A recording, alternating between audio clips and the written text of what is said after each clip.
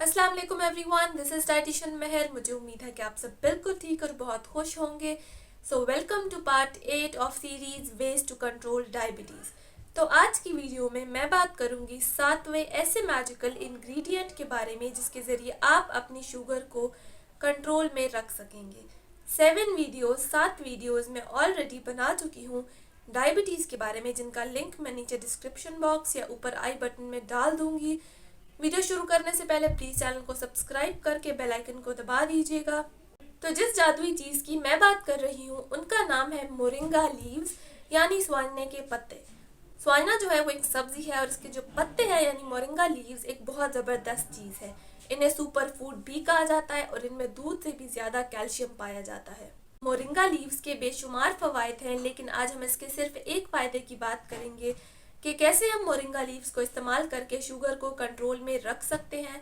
Moringa leaves powder बनाने के लिए मोरिंगा लीव्स को सुखा लें। कोशिश करें कि आप इन्हें छांव में सुखाएं। इन्हें सुखाने के बाद इनका पाउडर बना लें। अब इसको इस्तेमाल करने के 2 तरीके हैं। पहला तरीका उन लोगों के लिए है जिनकी फास्टिंग शुगर यानी सुबह खाली पेट वाली जो शुगर है वो ज़्यादा रहती है। उन लोगों ने क्या करना है कि इसके पाउडर को 2 टीस्पून जो पाउडर है उसको रात को सोने से पहले इस्तेमाल करना है बेहतरीन नताइज के लिए।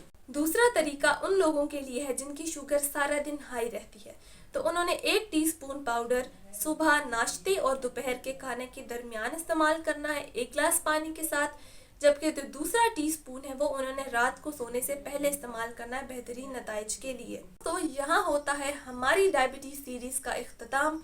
ऐसा नहीं है कि मैं डायबिटीज़ के बारे में मज़ीद वीडियोस नहीं बनाऊंगी, ज़रूर बनाऊंगी, लेकिन अब क्योंकि रमज़ान आ रहा है, ईद आ रही है, तो हम बनाएंगे वेट लॉस के बारे में वीडियोस। अगर आप भी करना चाहते हैं वेट लॉस तो अगली वीडियोस को ज़रूर देखिएगा। वीडियो अच्छी लगी तो प्लीज़ लाइक शेयर सब्सक्राइब करके बेल आइकन को दबा दीजिएगा। मैं मिलती हूँ इंशाल्लाह नेक्स्ट वीडियो के साथ, वेट लॉस वीडियोज़ के साथ। टिल देन अल्लाह हाफिज़।